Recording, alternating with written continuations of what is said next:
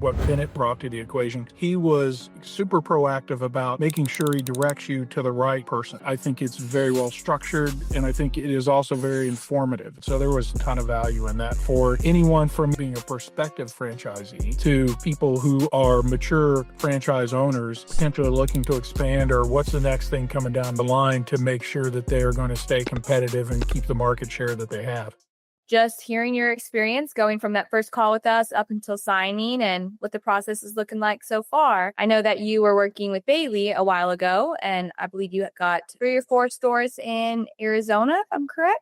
Yeah, we've been a little bit around the loop on where we were going to land, because initially we were thinking Alabama. And then, of course, we live in Colorado. And it all came up because my daughter is in Alabama and she does Glo out here in Colorado when she went off to college in Alabama. She's like, oh, we got to start one of these. So, yeah, did the research. The initial research was great. The packet, the franchise disclosure document, et cetera, is very thorough and takes you down a path where you can go do your research and homework as somebody who's never been in the industry very easily, and presents itself well to say, hey, this is something, and I had made a decision, and this was Thanksgiving of last year, and I had made a decision that I wanted to go do this based on my daughter presenting it to me as an option. So all that initial calls with Bennett and team and reviewing the material that's presented and everything that's available online made it really easy to go in and say, okay, this is something that I want to go take the next steps on. And then what that led me to do then for me, my personal experience was to go to the Glo Conference to collect more data. But yeah, from our perspective, the timing wise, I think a lot of franchisees can move faster than what we have as a group. Again, just to go back through that, our initial thought was we were going to open in Alabama. And then, at the time, Glo didn't have the complete list of available still sites. And we were just literally weeks behind the other franchisee who's in Oxford, Mississippi, who had also wanted, and it's at University of Alabama, and they're kind of doing the SEC path of schools, right? So they beat us to it. So then we had to regroup and think, all right, well, let's go to Denver. And then that's where I met John up here in Denver. Is like, he's pretty much got this. I was like, dang it. All right. So where do we go next? And so wife and I thought about Phoenix. And then I have 2 very close friends and business associates for years in Phoenix. So I said, well, it's a little bit of a stretch, but if these guys are interested. And so then I got another partner along the way. And then we settled on Phoenix. So now we got 4 going over there and we are moving through the process. That's exciting. That's a lot of stuff that happened for you guys. And it was a lot of craziness there. You mentioned that you did go to Glo Conference. What did you think about Glo Conference? Oh, that was great. I thought it was informative. I thought the meetings and the things that were going on there were directed towards, not only owners, but allowing potential franchisees to come to it. I met several there, by the way, folks that were either in the process or about to build. I met the folks who actually have the franchise there in Tuscaloosa, University of Alabama, where my daughter is, and petitioned to get her working for them. So she wants to be a brand ambassador and wants to work for them. She's now been through the training. So yeah, I thought it was valuable on a lot of fronts. I think it's very motivational for everyone to hear about what's going on with everybody else. I think it's very well structured, and I think it is also very informative. And then it gives existing franchisees an opportunity to go in and say, here's equipment. Because at the end of the day, it becomes about, all right, here's the new market and things. And you get informed about emerging and, what Ani's thinking. And you get a whole lot about what Ani's thinking. And you get that personal interaction. So there was a ton of value in that for anyone from even, again, still at that point being a prospective franchisee to people who are mature franchise owners, potentially looking to expand, or what's the next thing coming down the line to make sure that they're going to stay competitive and keep the market share that they have. Yeah, that's awesome. I love hearing that. Glo Conference was really fun. I was there as well. Probably didn't get to see me. I was mostly in the back room, but that's all right. We did a lot of interviews during that event, so that was fun. What was it like working with our team in that decision-making process, and what role do you feel like Bennett played in helping you make your decision? That's a good question. So I would say Bennett's role and what Bennett brings to the equation is he's very good on follow-up and coordination in answering the questions, that you have, especially somebody who's, I have an ATM business. I've worked in aerospace for 40 years. My partner has worked in banking, technology, infrastructure, et cetera, for 30 years. So we come from an entirely different field. What Bennett brings to that was, and he was pretty fresh. I think he'd only been the first time I talked to him, may have only been with Glo doing the role that he has for a few weeks. And he moved out very quickly. So arranging the videos that he did with John and some of those, and Quinn and some of the initial, and I think even Sterling, I forget tell that 3 or 4 and Ani, those created immediate positive interaction from my perspective on, and I don't know what was there before, so I don't have the prior experience, but from, evaluating and looking at what Bennett brought to the equation, those things for me answered a lot of questions. And then when I had questions, he was super proactive about making sure he directs you to the right person. And even if it's a group of people of us that were because we had some kind of joint calls with prospective franchisees, either aligning a conversation with them to address their specific concerns as a group, I think was also very beneficial in getting over the hump on some of those first, what's the timeline, and then I'll give you some of the actuals thing that I think we might be able to improve on. But I take a perspective of I am part of the problem, right? So there are areas where I think we could move faster, but being part of the problem, the reason I'm saying that is from education about the franchising process, getting the documentation, understanding the flow, getting locations nailed down. I think all that works very well. And so I didn't really have any issues there. And I just kind of described to you the background associated with us trying to find a place, right? So we weren't nailed down to any specific place. So it wasn't a 1 or a 0 for us. I know some of the franchisees that I met was they were going to either open in Georgia or they were going to open in, North Carolina or South Carolina or wherever it was or not. And then we were, we're going to open in Alabama, but we don't live there. So we were more flexible with respect to location, which is where we ended up. So that's a one-off. So I would say the process is probably not going to see that many people, but you might. And then maybe you can learn from what we went through there. But on that front end, I think, and I don't know what it looked like before, but I thought that was very, very constructive and helpful across the board. Definitely. You mentioned that your background and even your partner's background, it was in baking and technology, and it was really not this industry. So what was it that really appealed to you about Glo and why Glo? It's really the franchise model and, looking at the FDD and understanding, again, other than having tanned when I was in my younger days in tanning salons, and my partner is exactly the same way. My wife is the same way. Other than having familiarity with, tanning salons. And of course, my wife's knee-jerk initial reaction was cancer, all these other things, which gets addressed pretty upfront. And, it's there in some of that online documentation and it's there in, disclosures, et cetera. So you get all that. Yeah, it was really a matter of the way the material was presented. And I've always wanted to do so. The back end of mentality and thinking is I've always wanted to open a business because I think you're better off being in control of your own destiny. Again, I've worked for major aerospace companies. I worked for the government, for NASA directly, et cetera. And so I've always kind of had that desire. The Glo information and the details made that an easy accept. Aside from my daughter saying, Dad,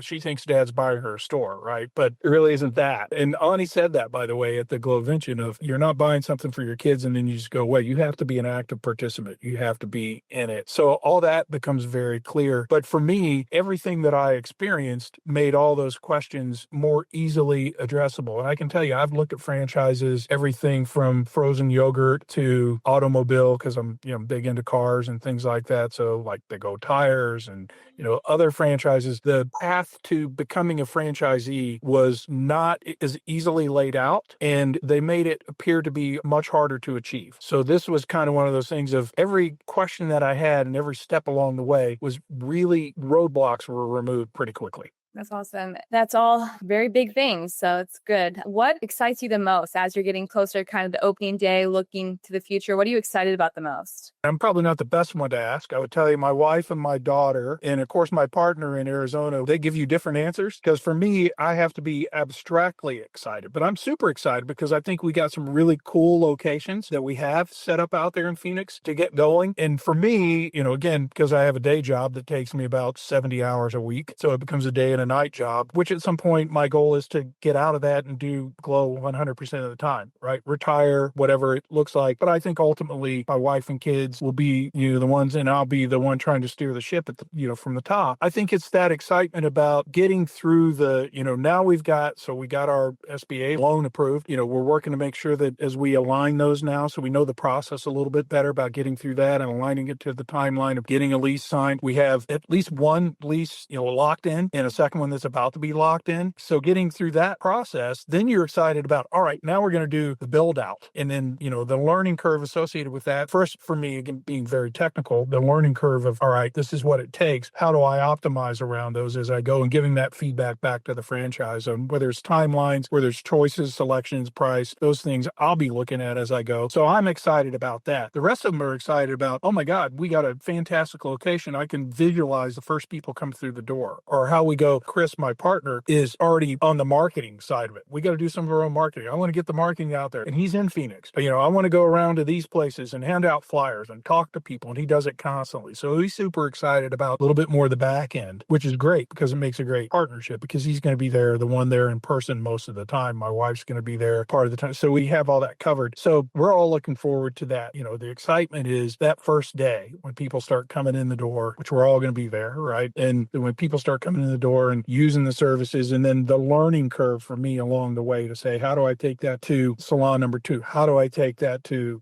again, we're pretty much already on the hook for 4. We don't really have a bound on where and how we want to grow. I love that. Yeah. So what is one area that you feel like Franchise Key could improve on? That's a tough one. And I think a little bit of it is the email coordination paths. And again, I always try to say, all right, where have I complicated that? Because 2 of us being 50-50 partners, sometimes stuff will get sent to Chris or me, and then maybe not both. But I do see that there are a lot of email strings. For example, I replied back to something that Ani sent, and he picked a header, right? He's a busy guy. So he jumped in there and he picked a header, and it was about, the header on the email was about one of our stores, and just to be more specific, was in Chandler, Arizona. But the topic was really related to a Tempe, Arizona location that we didn't think we were going to get, because we thought it was absolutely off the table for a number of reasons, and we'd already moved on. Well, when Ani went out there in person and met with Chris, my partner out there, him and Quinn, they went around, he's like, we got to get this location. So he was sending great news about, he intervened, stepped up the leasing part of the, the capital part of the business, the real estate part of the business, and got on them to get things done. And then, it looks like that's actually going to happen, which is, we think is going to be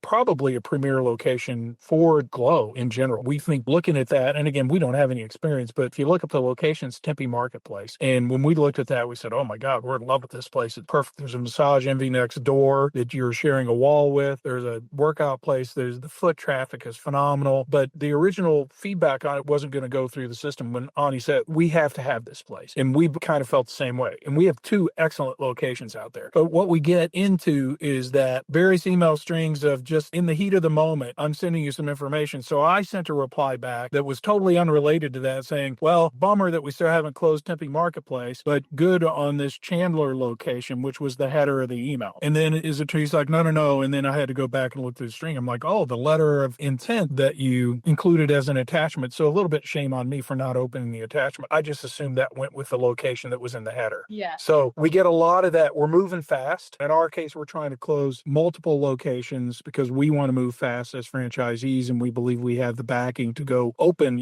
4 in the next 6 months to 8 months, whatever it takes. That gets a little confusing. So that's kind of one of those of, is there somebody who can direct traffic, but I don't know how you fix that. I would rather have the information and not worry about me figuring out the details or replying in, because, his immediate response was no, wrong location. LOI was for Tempe Marketplace. And then it was like, yay!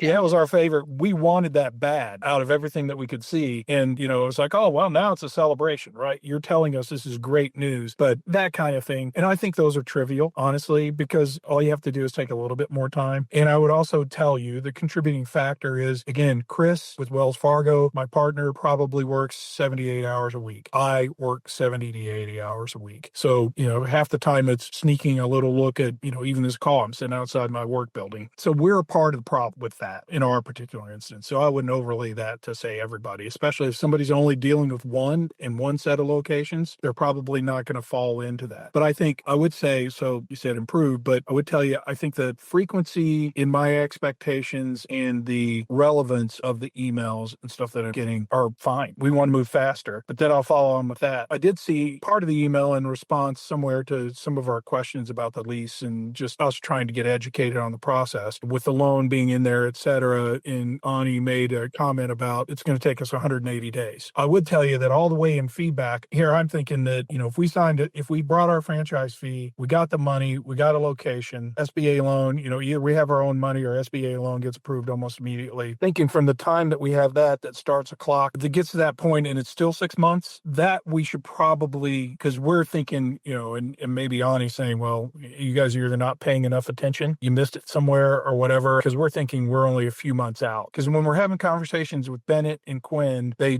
generally center around what times of year are the best to open. And you don't want to open the summer. So we got that in takeaway. And I would tell you that may be location dependent, but I understand. And they have all the metric and data that tells them that's just going to slow you up. But if the clock starts now that we're still 6 months away from opening that first location that looks to be nailed down now, that to me is important data because I want to know what drives that, because I understand build out and building permits and all of those sort of things. But I can tell you in my current company, we just leased last year a 35,000 square foot building that's 2 miles away from the building we sit in. We outfitted it with high technology, vacuum chambers, thermal chambers, flowing toxic gas, all of these sorts of things. We signed that lease in April. We had it online and running in July, right? So we were essentially 60 days between when we signed the lease and when we had the facility. And I mean, we worked hard at it, and I don't know how many people were involved in that. But really the key takeaway on that is the 6 month time, 180 days in that comment. Is that where we should be for planning? Because both Chris and I are going to react and say, oh, we're not opening until somewhere next February at that first location that seems to be locked in now. And why is that? Why can we move faster there? Because the way I see it is we're putting up drywall and 2x4s up to about a 9 foot, on a 10, 20, whatever the level to build out the walls. We got to run some power and some cooling, and we need to put in internet, and we should be rocking and rolling. If it is truly 180 days, because, well, there are special considerations that happen because of the type of business that's going in there and permitting with city or county. And what I would say is we should try to optimize on that. And maybe Chris and I bring a different perspective based on our history, although Ani's got many, many buildings he owns and leases, and he's done this many more times than us. I trust that. But I would just say, if that in fact is the case, maybe it's good to advertise to the franchisees. Once you're at this point, you can anticipate another X amount of time before you're open.